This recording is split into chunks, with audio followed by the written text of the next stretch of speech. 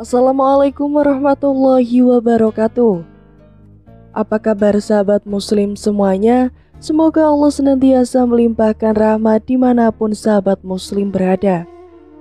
Pada kesempatan kali ini saya akan membawakan sebuah kisah tentang Raja Zulkarnain.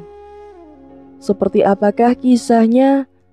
Simak video ini hingga selesai. Senja meliputi istana Raja Zulkarnain dengan kelembutan warna jingga dan ungu. Meski begitu, suasana tenang tak mampu menembus ruang perpustakaan kerajaan. Di sana Raja Zulkarnain terduduk serius. Mata tajamnya menelusuri setiap kata dalam sebuah kitab tebal Asrar al-Mamlakah. Zulkarnain menghela nafas panjang, seolah mencoba menyerap informasi yang baru saja ia baca. Naga sebuah makhluk yang begitu kuat, mampu membakar besi hingga cair. Katanya pada diri sendiri, sungguh tidak masuk akal, tapi mengapa aku merasa ada sesuatu yang istimewa di balik semua ini? Pintu perpustakaan berayun terbuka dan penasihat Ilyas memasuki ruangan. "Tuanku, kau menampak serius," ujar Ilyas penuh kekhawatiran. "Adakah yang mengganggu pikiranmu?" Zulkarnain menutup kitab tersebut. "Ilyas, masuklah. Aku sedang memikirkan sesuatu yang aneh, namun sangat menarik. Naga makhluk yang mampu membakar besi, apakah kamu percaya hal itu?" Ilyas berjalan mendekat dan duduk di sebelah raja. Dalam kondisi dan sejarah kita, banyak hal yang tak cukup dijelaskan dengan logika semata, jawab Ilyas. Jika kitab ini mengatakannya, mungkin ada benarnya. Raja Zulkarnain menatap Ilyas dengan penuh tanya. "Aku merasa ada nubuat atau tanda dalam legenda ini, Ilyas. Sesuatu yang mungkin kita butuhkan di masa depan." Ilyas mengangguk. "Jika tuanku merasa demikian, maka kita harus bersiap. Nubuat tak peduli seberapa kaburnya adalah petunjuk dari Tuhan." Zulkarnain berdiri dan berjalan menuju jendela mengamati matahari yang hampir terbenam. Ilyas berdiri dan mendekati sang raja. "Semoga Allah selalu memberi petunjuk dan kebijaksanaan kepada tuanku. Dan jika saatnya tiba, kita akan menghadapi bersama-sama apapun yang dihadapkan pada kita," jawab Ilyas dengan kekaguman dan kesetiaan. Mereka berdua berdiri menatap matahari terbenam. Di saat itu, Zulkarnain merasa ada sesuatu yang tenggelam dalam hatinya, sebuah kekhawatiran yang tak terucapkan. Namun bersamaan dengan itu sebuah tekad baru muncul, membakar jiwa dan hatinya seperti kobaran api dari naga dalam legenda. Keduanya berbalik dan berjalan keluar dari perpustakaan, membiarkan matahari terbenam dan membawa pergolakan hari mereka bersamaan. Namun satu hal yang pasti, tekad untuk memecahkan misteri dan kebenaran telah menatapkan diri di dalam hati Zulkarnain. Sebuah kunci yang mungkin suatu hari nanti akan ia gunakan untuk melindungi kerajaannya. Minggu telah berlalu sejak pertemuan di perpustakaan itu. Kerajaan mulai diguncang oleh serangkaian peristiwa aneh. Tanaman mengering, hewan-hewan peliharaan mendadak sakit, dan mata air yang menjadi sumber kehidupan tiba-tiba berubah warna. Zulkarnain merasa cemas. Ia berkumpul di ruang sidang bersama para penasihatnya, termasuk Ilyas yang tampak sama cemasnya. "Ada apa ini, Ilyas?" tanya Zulkarnain seraya melihat peta kerajaannya. "Mengapa alam seakan menunjukkan tanda-tanda buruk?" Ilyas memegang gulungan kertas di tangannya. "Saya telah memeriksa catatan-catatan kuno, tuanku. Ternyata fenomena ini pernah terjadi berabad-abad yang lalu, dan setiap kali itu terjadi, kerajaan menghadapi ujian besar." Raja Zulkarnain menggigit bibirnya, ingat akan perbincangan mereka tentang naga dan nubuat. "Apakah ini saatnya, Ilyas? Apakah kita membutuhkan kekuatan dari legenda itu?" Ilyas menghela nafas panjang. "Mungkin, tuanku, Tetapi memanggil naga adalah sebuah keputusan besar. Kita tak tahu apa yang akan terjadi jika benar-benar melakukannya. Zulkarnain berjalan menuju sebuah altar rahasia. Di dasar istana, altar ini telah ada sejak pendirian kerajaan, namun tak pernah digunakan. "Sudah siap tuanku," kata Ilyas yang telah menyiapkan berbagai simbol dan bahan ritual di altar. Zulkarnain menarik nafas dalam-dalam. "Mari kita mulai." Mereka berdua mulai melafadzkan zikir. Tangan mereka menggerakkan batu-batu permata di altar sesuai dengan formasi tertentu. Tak lama kemudian tanah mulai berguncang dan sebuah suara menggelegar terdengar dari kejauhan. Seekor naga besar dengan sisik berwarna keemasan muncul. Matanya menatap Zulkarnain dan Ilyas.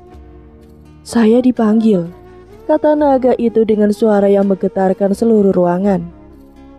Zulkarnain merasa gemetar, namun ia berusaha menunjukkan keberanian.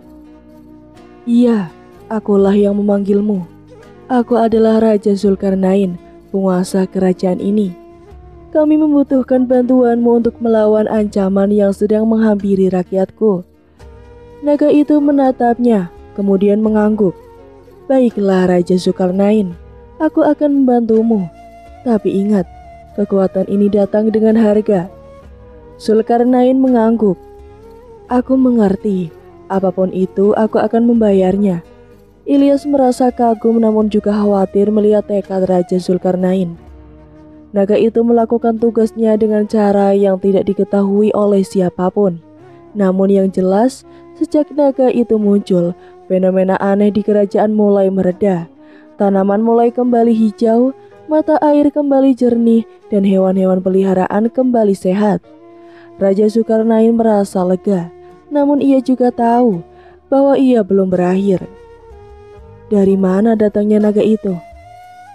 tanya istri Zulkarnain ketika mereka berdua duduk di ruang kerja. Raja Zulkarnain menatap istri yang selalu mendukungnya itu. "Itulah kekuatan luar biasa yang disimpan oleh nenek moyang kita. Tapi aku khawatir tentang harga yang harus kita bayar." Ratu memegang tangan suaminya. "Apapun harganya, aku yakin Allah akan memberikan jalan untuk kita." Sementara itu di sebuah tempat terpencil, Ilyas dan beberapa ulama kerajaan menggelar pertemuan rahasia. "Kekuatan ini bisa menjadi berkah dan bisa menjadi kutukan," kata Syekh Omar, ulama tua yang dihormati di kerajaan. "Kita harus menemukan cara untuk mengendalikan naga tersebut." "Betul," saut Ilyas. "Saya telah menelusuri lebih lanjut dan menemukan sebuah zikir pengikat di kitab. Tapi untuk itu kita membutuhkan bahan-bahan yang sangat langka." Syekh Omar mengangguk. "Lakukan apa yang harus dilakukan Ilyas. Kita tidak boleh membiarkan kekuatan ini lepas kendali." Zulkarnain dipanggil ke altar lagi oleh Ilyas. "Ada apa Ilyas? Apakah ada kabar baru?" Ilyas menghela nafas. "Tuanku, kita bisa mengikat kekuatan naga itu, tapi kita membutuhkan air zam-zam dan batu dari langit sebagai syarat rukunnya." Raja Zulkarnain mengepalkan tangan. "Itu tidak akan mudah. Air zam-zam adalah air suci dan batu dari langit sangat langka. Namun itu satu-satunya cara tuanku," tegas Ilyas dengan nada serius. Zulkarnain memandang ke altar, kemudian ke Ilyas. "Baiklah, siapkan segalanya. Aku akan memerintahkan ekspedisi untuk mendapatkan bahan-bahan tersebut." Ilyas membungkuk. Mereka berdua berjalan keluar dari altar dengan beban pikiran masing-masing.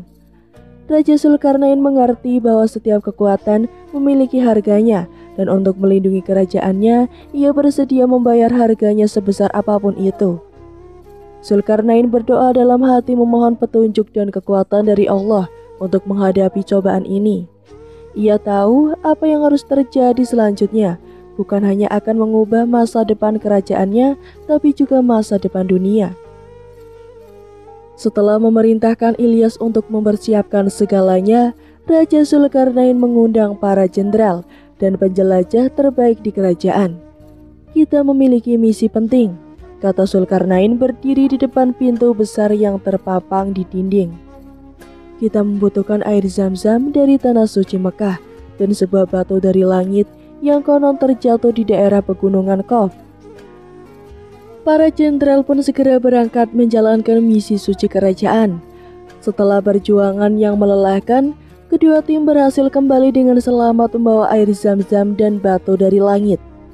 Zulkarnain merasa lega, namun juga bergetar menghadapi ritual yang akan dilakukan. Dengan ini kita telah memenuhi syarat untuk mengikat naga, kata Ilyas sambil memegang batu dari langit dan air Zam-Zam di tangannya. Semoga Allah membimbing kita, kata Zulkarnain menutup mata sejenak sebelum memulai ritual yang akan menentukan takdir kerajaannya. Para ulama Raja Zulkarnain, Ilyas dan seluruh anggota tim ekspedisi berkumpul di altar yang sama, tempat naga pertama kali dipanggil. Sebuah lingkaran magic dengan tulisan-tulisan kuno telah digambar di lantai dan batu dari langit serta air Zam-Zam diletakkan di tengahnya. Semuanya sudah siap tuanku, kata Ilyas memegang sebuah gulungan kertas yang berisi zikir pengikatan dari kitab Asrar Al-Mamlakah. Syekh Omar mulai membacakan doa membuka memohon perlindungan dan petunjuk dari Allah. Setelah itu Ilyas mulai melafadzkan zikir pengikatan. Saat zikir itu diucapkan, batu dari langit mulai bercahaya dan air Zam-Zam bergumuruh. Tiba-tiba naga itu muncul dari pusaran api di tengah lingkaran. Ia mengaum keras, seolah protes atas apa yang sedang dilakukan. Namun Ilyas tidak berhenti. Ia melanjutkan zikir dengan suara yang semakin keras. Zulkarnain memegang pedangnya erat berdoa dalam hati. Ya Allah, tunjukkan kami jalan yang lurus. Setelah zikir selesai dilafadzkan, naga itu mengaum sekali lagi sebelum tubuhnya mulai menyusut dan bertransformasi menjadi sebuah batu berwarna hijau zamrud. Alhamdulillah, kata Syekh Omar menghela nafas lega. Ilyas menatap batu itu dengan perasaan bercampur aduk. Kita telah mengikatnya, tapi hikmah apa yang bisa kita petik dari semua ini? Zulkarnain mengangkat batu zamrud itu dan menatap semua yang hadir. Kita telah melewati banyak cobaan dan tantangan, dan di setiap langkahnya kita dipilih untuk membuat keputusan. Ada hikmah yang aku sampaikan. Pertama, kekuatan tanpa kendali adalah bencana. Kita harus selalu bertanggung jawab dengan kekuatan yang kita miliki. Lalu yang kedua, dalam setiap cobaan selalu ada petunjuk dari Allah. Kita hanya perlu membuka mata dan hati kita untuk melihatnya.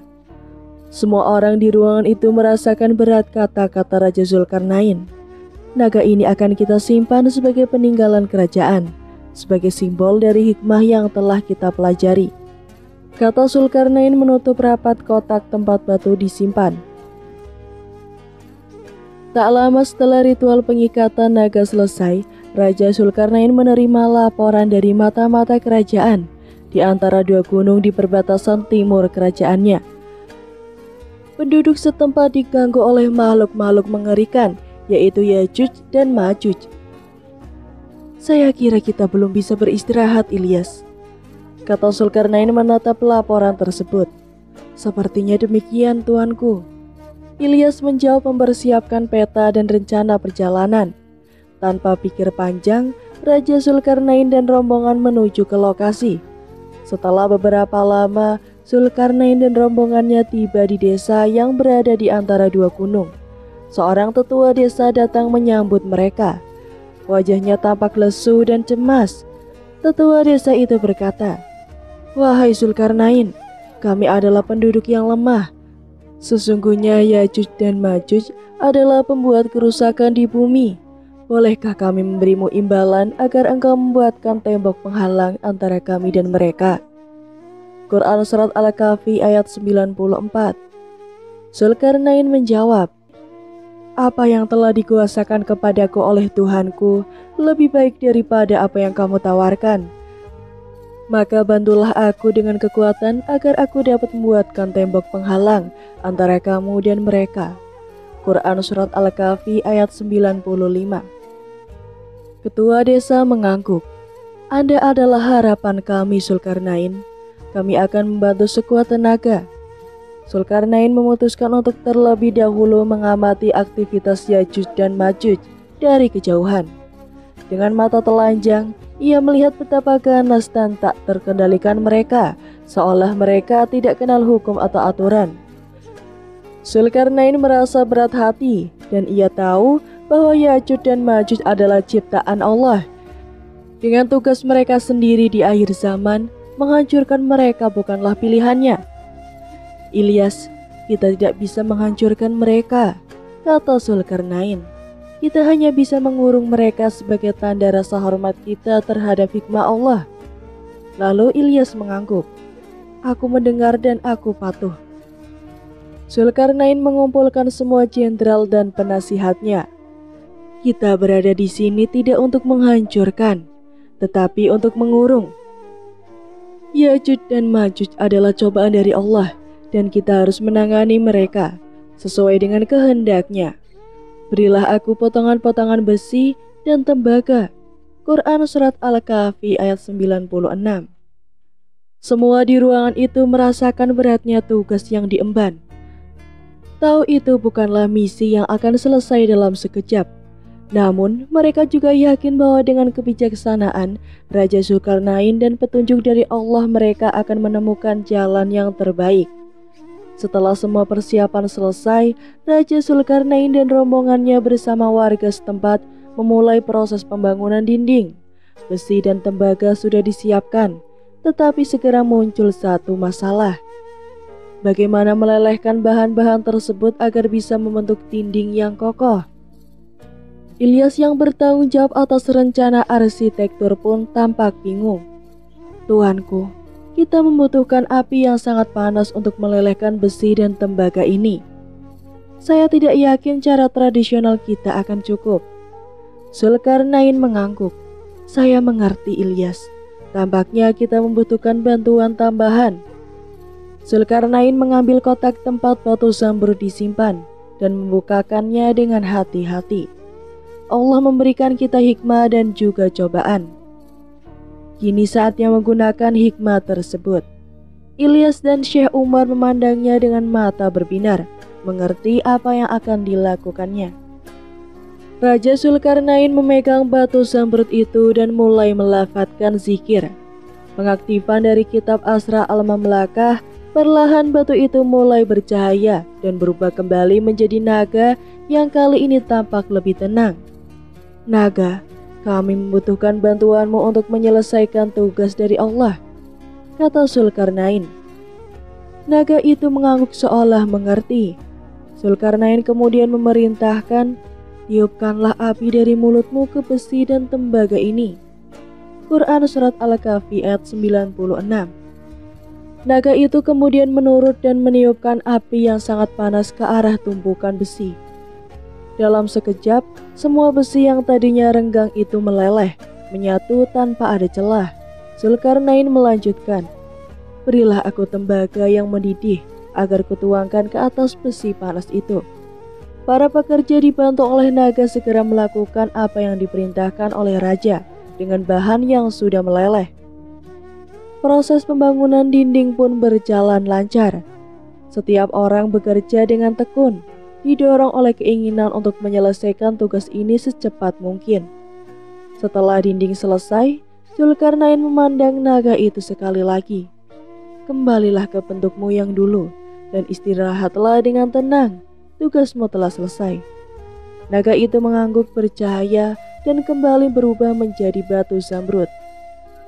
Zulkarnain berdiri di depan dinding yang baru saja dibangun, lalu ia pun merenung. Semua ini adalah karena kehendak Allah. Alhamdulillah tuanku, kata Ilyas. Kita telah menyelesaikan tugas ini dengan baik. Iya, tapi ingatlah Ilyas, hikmah terbesarlah mengerti bahwa semua kekuatan dan keberhasilan kita datang dari Allah. Beberapa hari setelah pembangunan dinding selesai, Zulkarnain memutuskan untuk mengamati dari jauh. Wajahnya tegang namun penuh harap. Ketika ia merasakan pasukan Yajuj dan Majuj menghampiri dinding, Mereka berusaha mendakinya, merusak, melubangi, dan bahkan meruntuhkan dinding yang telah dibangun dengan begitu banyak usaha dan doa. Namun sesuatu yang menakjubkan terjadi. Meski Ya'juj dan Ma'juj menggunakan kekuatan mereka secara maksimal, dinding itu tetap berdiri tegak. Tidak satupun dari mereka yang mampu merusaknya. Quran Surat Al-Kahfi ayat 97.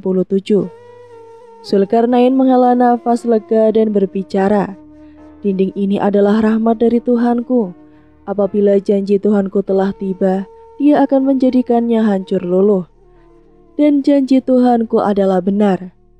Quran Surat Al-Kahfi ayat 98. Ilyas yang berdiri di sampingnya menangis terharu.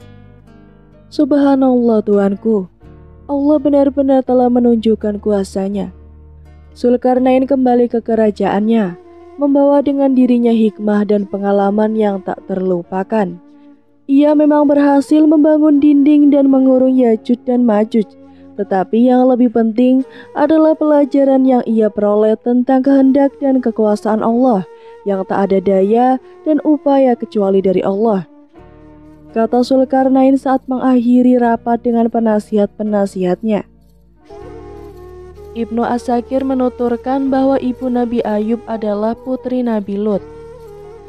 Nabi Ayub termasuk salah satu nabi yang secara nas disebut diberi wahyu. Sebagaimana tertera dalam surat An-Nisa dalam firman Allah yang berbunyi, "Sesungguhnya kami telah memberikan wahyu kepadamu, sebagaimana kami telah memberikan wahyu kepada Nuh dan nabi-nabi yang kemudian, dan kami telah memberikan wahyu pula kepada Ibrahim, Ismail, Ishak, Yakub dan anak cucunya Isa, Ayub, Yunus, Harun dan Sulaiman. Dan kami berikan Zabur kepada Daud istri." Nabi Ayub menurut salah satu sumber namanya adalah Rohmah binti Afrohim. Sumber yang lain menyebutkan bahwa namanya adalah Laya binti Mangsa bin Yakub. Dan inilah pendapat yang paling masyhur. Allah Subhanahu wa Ta'ala berfirman, "Dan ingatlah kisah Ayub ketika dia berdoa kepada Tuhannya, 'Ya Tuhanku, sungguh aku telah ditimpa penyakit, padahal Engkau Rabb yang Maha Penyayang dari semua yang penyayang.' Maka kami kabulkan doanya. Lalu kami lenyapkan penyakit yang ada padanya, dan kami kembalikan keluarganya kepadanya, dan kami lipat gandakan jumlah mereka sebagai suatu rahmat dari kami, dan untuk menjadi peringatan bagi semua yang menyembah kami." Surat Al-Anbiya ayat 83-84. Dan dalam surat itu Allah juga berfirman, "Dan ingatlah akan hamba kami Ayub, ketika dia menyeru Tuhannya, 'Sesungguhnya aku diganggu setan dengan penderita dan bencana.'" Allah juga berfirman lagi, "Hentakanlah kakimu, inilah air yang setuju untuk mandi dan untuk minum, dan kami anugerah dia dengan mengumpulkan kembali keluarganya. Dan kami lipat gandakan jumlah mereka sebagai rahmat dari kami, dan pelajaran bagi orang-orang yang berpikir sehat. Dan ambillah seikat rumput dengan tanganmu, lalu pukullah dengan itu, dan janganlah engkau melanggar sumpah. Sesungguhnya kami dapati dia Ayub, seorang yang sabar. Dialah sebaik-baik hamba. Sungguh dia sangat taat kepada Allah Subhanahu wa Ta'ala." Ulama ahli tafsir sejarah dan lainnya menyatakan bahwa Nabi Ayub adalah orang yang kaya raya, memiliki berbagai jenis harta mulai dari binatang ternak, budak, hewan, tanah yang terbentang dari Saniyah sampai Hauron. Ibnu Asakir menuturkan semua tanah tersebut milik Nabi Ayub alaihissalam. Ia juga memiliki banyak anak dan istri, namun semua itu diambil dari Ayub. Ia mendapat berbagai macam ujian. Pada tubuhnya tidak ada satupun anggota badan yang sehat tanpa penyakit selain hati. Dan dengan hati dan lisan, Nabi Ayub senantiasa menyebut-nyebut Allah. Semua ujian ini ia hadapi dengan sabar, mengingat Allah setiap malam dan siang, pagi dan petang. Nabi Ayub lama menderita sakit hingga teman dekat merasa jijik, diusir dari kampung halamannya dan diletakkan di tempat pembuangan sampah di luar kampung. Semua orang menjauh dan tiada tersisa siapapun yang merasa iba kepadanya, selain istrinya. Ia selalu menjaga hak Nabi Ayub, tidak pernah lupa akan kebaikan-kebaikan dan kasih sayang yang dulu pernah ia berikan kepadanya. Ia sering bolak-balik menengok Nabi Ayub, merawatnya dan membantunya untuk buang hajat. Kondisi istri Nabi Ayub mulai lemah dan harta bendanya kian berkurang, hingga bekerja pada orang lain agar mendapatkan upah guna diberikan kepada Nabi Ayub sekedar untuk mengganjal perut. Sang istri terus bersabar menghadapi ujian bersama Nabi Ayub. Ujian hilangnya harta benda dan anak-anak, serta secara khusus menimpa kehidupan selaku suami istri, tidak ada yang membantu dan menolongnya setelah sebelumnya hidup bahagia penuh nikmat, dilayani orang dan dihormati. Perlu diketahui bahwa cobaan yang diberikan Allah Subhanahu wa taala kepada Nabi Ayub alaihissalam adalah terdiri dari 4 macam cobaan, meliputi cobaan atas kebangkrutan kekayaannya, kematian semua anak-anaknya, kerusakan pada tubuhnya, dan diasingkan oleh masyarakat, kecuali hanya istrinya saja yang setia menemaninya. Kehancuran harta kekayaan Nabi Ayub alaihissalam terdiri dari unta, sapi, kambing, gajah, dan keledai. Kekayaan lain milik beliau adalah 500 hektar tanah persawahan. Semuanya digarap oleh 500 orang. Pada setiap orang mempunyai anak istri pengikut beliau terdiri dari 3 golongan. Semuanya telah beriman dan masih berusia muda. Iblis yang diberikan kekuasaan oleh Allah Subhanahu wa taala dapat turun naik dari bumi ke langit sewaktu dikehendaki. Mempunyai maksud naik ke langit, tiba-tiba iblis mendengar para malaikat membaca sholawat atas Nabi Ayub alaihissalam. Saat itu juga timbullah rasa dengki di dalam hati setan. Ia berkata memohon kepada Allah, "Wahai Tuhan, sekarang ini aku memang telah menyaksikan sendiri hamba-Mu Ayub sangat rajin bersyukur seraya memuji kepadamu. Tetapi kalau Engkau memberikan cobaan kepadaku, tentu dia tidak akan bersyukur dan tidak pula menaatinya." Allah Subhanahu wa taala berfirman kepada iblis, "Baik, silahkan kamu merangkap sekarang. Aku beri kekuasaan kepadamu untuk mencoba Ayub alaihissalam." Melalui harta kekayaannya, iblis berangkat. Ia mengumpulkan semua anak buahnya terdiri dari setan dan jin. Ia katakan kepada mereka, "Sekarang aku telah diberi wewenang untuk mencoba Ayub melalui hartanya." Lebih lanjut, iblis berkata lagi, "Ifrit, sekarang kau kubur itu tugas membakar tempat pengembala unta-unta milik Ayub dan sekaligus membunuh semua unta-unta itu. Laksanakan." Iblis dengan menjumpai Nabi Ayub alaihissalam saat mana ketika itu beliau sedang melaksanakan sholat. Iblis berkata kepadanya, "Tempat pengembalaan unta-untamu terbakar dan seluruh unta milikmu ikut terbakar juga." Apa yang dikatakan Nabi Ayub alaihissalam? Beliau berkata, "Alhamdulillah, Allah Subhanahu wa taala sendiri yang memberikan kekayaan itu kepadaku, dan hanya Dia saja yang berhak mengambil kembali." Iblis tidak berhenti sampai di situ. Ia meningkat lagi pada kekayaan yang lain. Ia hancurkan semua kambing milik Nabi Ayub alaihissalam berikut tempat pengembalaannya. Ia datang ke Nabi Ayub alaihissalam seraya memberitahu peristiwa itu. Angin panas telah menghancurkan kebunnya, tidak ada yang tersisa sedikit pun. Kata iblis sehabis merusak semua kebun milik Nabi Ayub alaihissalam. Lalu, apa kata Nabi Ayub alaihissalam? Beliau berkata, "Alhamdulillah." Kemudian beliau memuji Allah Subhanahu wa taala dan menyanjungnya. Usaha iblis belum berhenti sampai di situ. Ia kembali menghadap Allah Subhanahu wa taala seraya memohon agar diberi kekuasaan untuk mencoba Nabi Ayub alaihissalam melalui anak-anaknya. Allah berkata, "Silahkan pergilah, aku memberi kekuasaan penuh kepadamu untuk mencoba Nabi Ayub melalui anak-anaknya." Iblis pun berangkat yang dituju dan gedung tempat anak-anak Nabi Ayub alaihissalam berlindung di bawahnya. Gedung itu diguncang lalu hancur menindihi habis anak-anak Nabi Ayub alaihissalam, semuanya mati.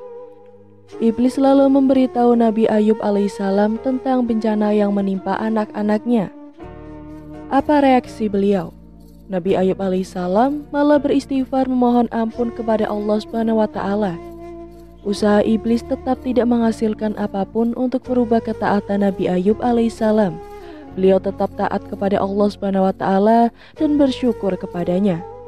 Iblis kembali menghadap Allah Subhanahu wa taala seraya memohon agar diberi kekuasaan untuk mengujinya. Allah berkata, "Silahkan aku beri kekuasaan kepadamu untuk menguji melalui tubuh, lisan, dan akalnya, tetapi kecuali hatinya." Iblis pun segera berangkat untuk menggoda Nabi Ayub alaihissalam. Sampai ke tempat yang dituju, ternyata beliau sedang bersujud. Iblis datang dari arah kepala, beliau lalu meniup kedua lubang hidungnya. Dengan sekali tiup, seketika itu ibadah Nabi Ayub alaihissalam serasa gatal-gatal. Makin lama terasa semakin gatal. Nabi Ayub alaihissalam menggaruk-garuk bagian tubuh yang gatal dengan ujung-ujung jemarinya, tetapi belum juga hilang gatal-gatal itu. Nabi Ayub alaihissalam mencoba menggaruk-garuknya dengan kain kasar. Belum juga hilang gatal-gatal itu. Beliau menggunakan pecahan genteng dan batu. Beliau tidak henti-hentinya menggaruk badannya hingga melepuh, sehingga bernanah dan berbau busuk. Masyarakat sekitarnya mengira sangat berbahaya terhadap penyakit yang sedang dialami Nabi Ayub alaihissalam. Mereka sepakat mengasingkan beliau keluar daerah. Beliau terusir ke tempat yang kotor. Mereka membuatkan untuk beliau sebuah gubuk yang hanya ditemani istrinya yang bernama Rahmah. Meskipun demikian, istri beliau Rahmah selalu setia melayaninya. Ia berbuat baik sekali kepadanya. Ia perlakukan suaminya penuh kasih sayang. Kebutuhan-kebutuhan makan dan minumnya selalu diperhatikan. Kaum Nabi Ayub alaihissalam yang mendeportasi dirinya terdiri dari 3 golongan. Namun begitu semua masih tetap dalam keimanan. Semula mereka tidak meninggalkan agamanya. Rasulullah Shallallahu Alaihi Wasallam bersabda, "Manusia yang paling berat ujiannya adalah para nabi, kemudian orang-orang solih. Berikutnya orang-orang yang paling mulia tindakan dan kedudukannya."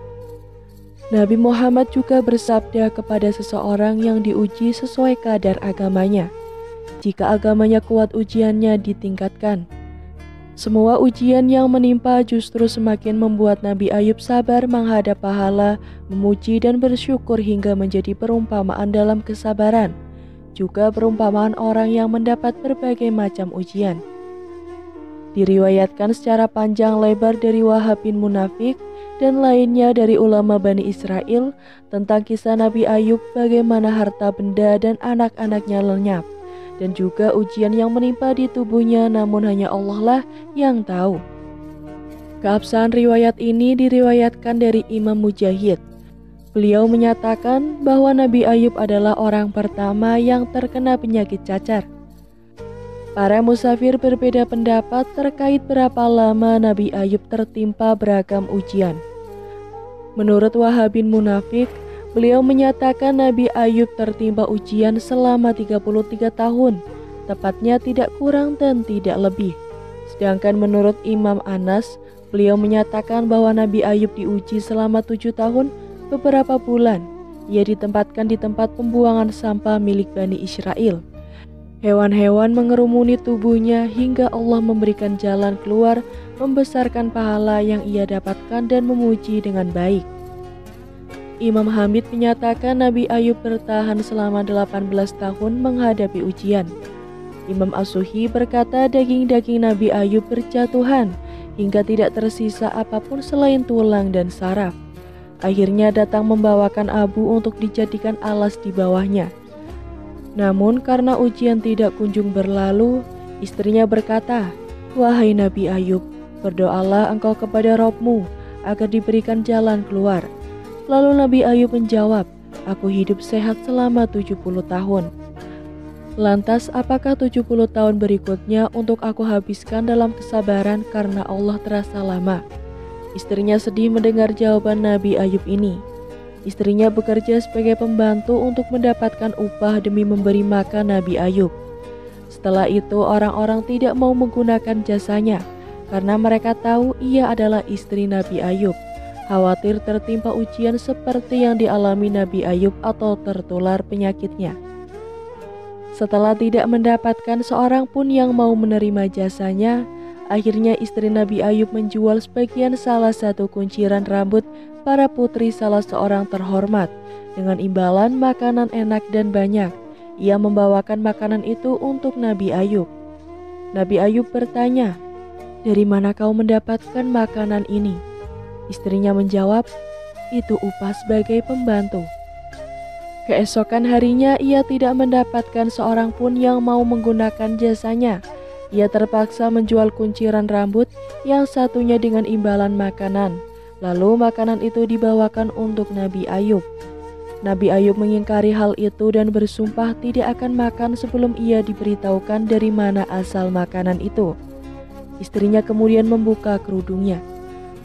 Saat Nabi Ayub melihat kepala istrinya botak, ia berdoa, "Ya Tuhanku, sungguh aku telah tertimpa penyakit, padahal Engkau Rabb yang Maha Penyayang dari semua yang penyayang." Dalam surat Al-Anbiya ayat 83, Syekh Abdullah berkata, Nabi Ayub memiliki dua saudara. Suatu hari keduanya datang namun tidak bisa mendekat karena baunya Nabi Ayub yang sangat menyengat. Keduanya berdiri dari kejauhan lalu salah satunya berkata kepadanya, "Andai Allah mengetahui sisi baik pada Ayub, tentu tidak akan menguji Ayub seperti itu." Nabi Ayub pun dibuat sedih sekali oleh kata-kata saudaranya itu. Belum pernah Nabi Ayub merasa sesedih itu. Nabi Ayub kemudian mengatakan, "Ya Allah, jika Engkau mengetahui bahwa aku tidak pernah tidur dalam keadaan kenyang sekalipun, dan aku mengetahui tempat orang yang lapar, maka benarkanlah kata-kataku." Lalu ada kata-kata dari langit yang membenarkan Nabi Ayub. Kedua saudaranya mendengar kata-kata itu.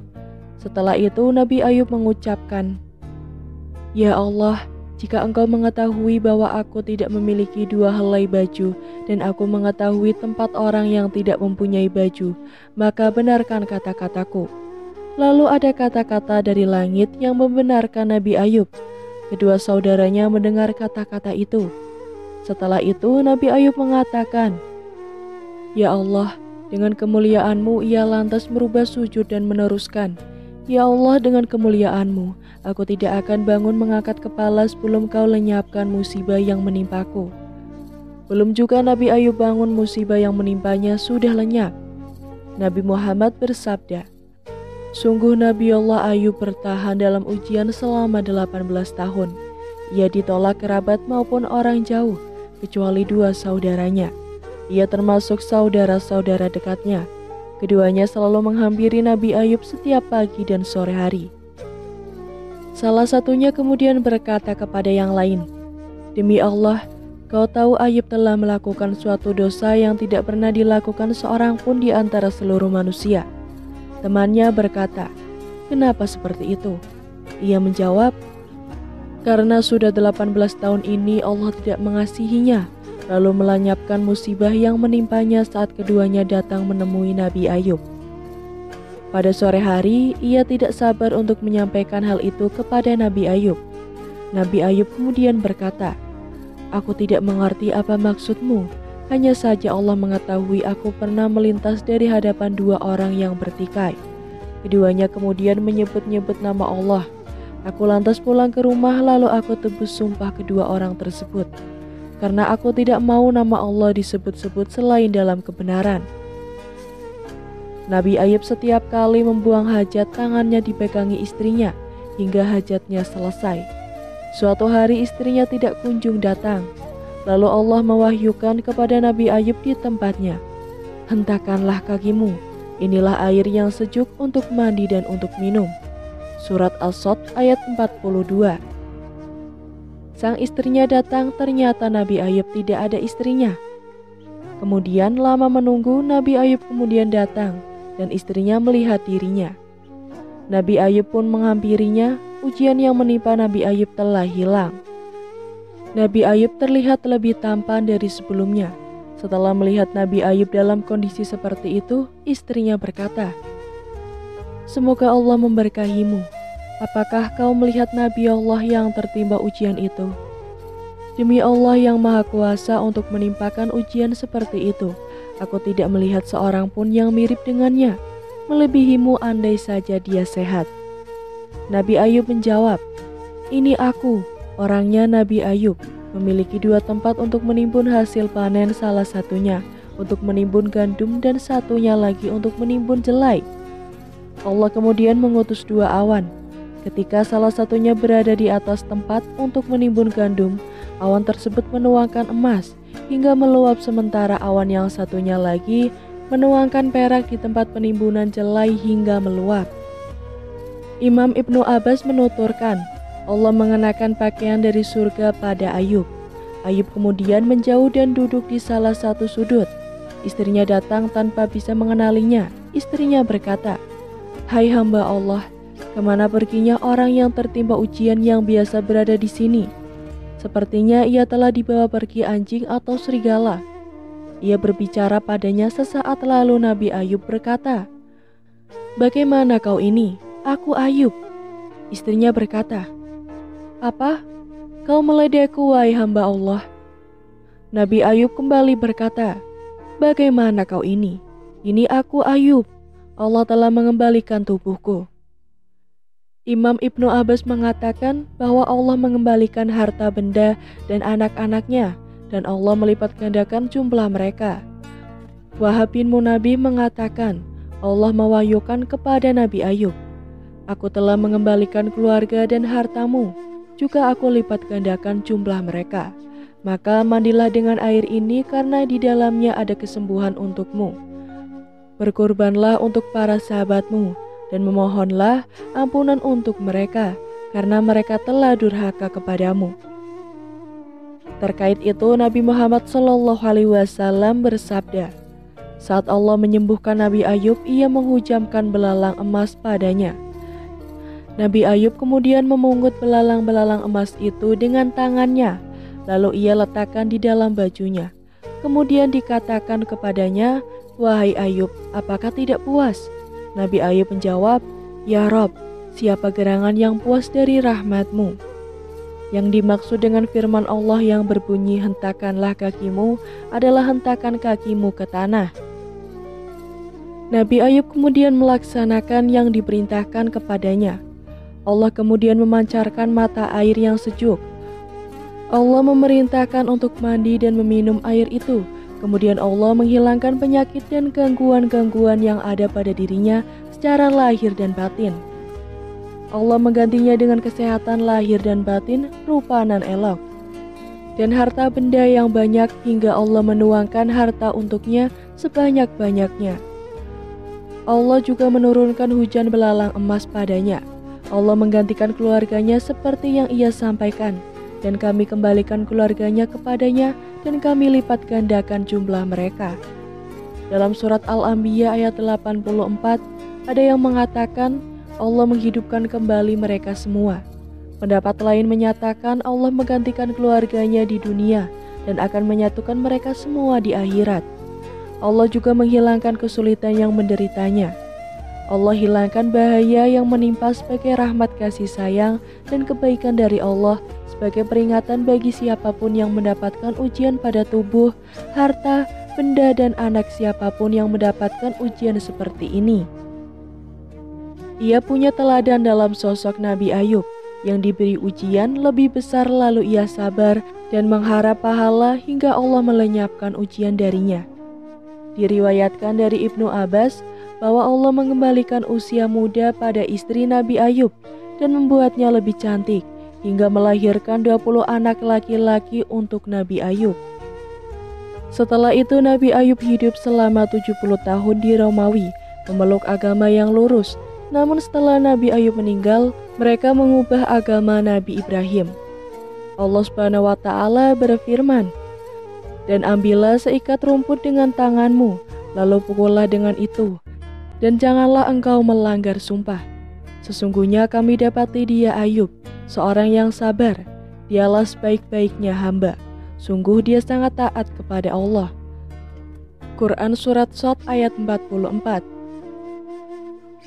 Hal ini menunjukkan keringanan dari Allah Subhanahu wa Ta'ala untuk hamba dan Rasulnya Nabi Ayub atas sumpahnya untuk mencabuk istrinya sebanyak 100 kali.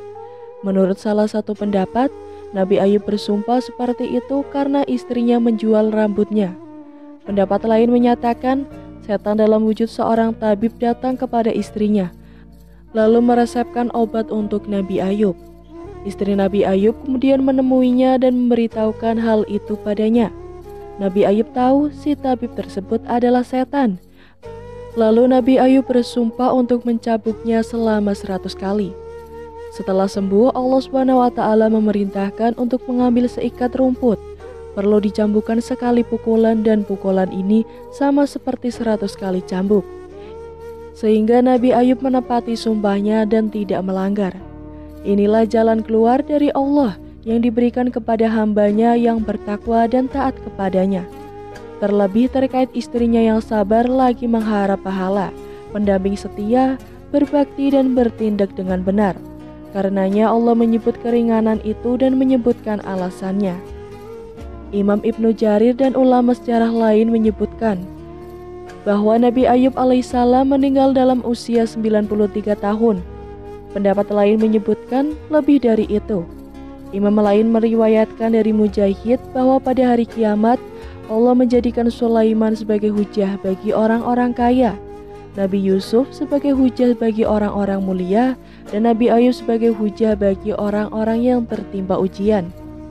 Nabi Ayub berwasiat kepada anaknya Haumal, sedangkan yang menyebarkan agama sepeninggalannya adalah anaknya Misir bin Ayub. Dialah yang oleh sebagian besar orang disebut dengan Zulkifli. Itulah cerita tentang Nabi Ayub alaihissalam. Semoga dari kisah ini kita dapat mengambil hikmahnya. Amin amin ya robbal alamin. Sekian dari saya, jangan lupa untuk klik like, komen, subscribe channel ini agar tak ketinggalan cerita menarik lainnya. Wassalamualaikum warahmatullahi wabarakatuh.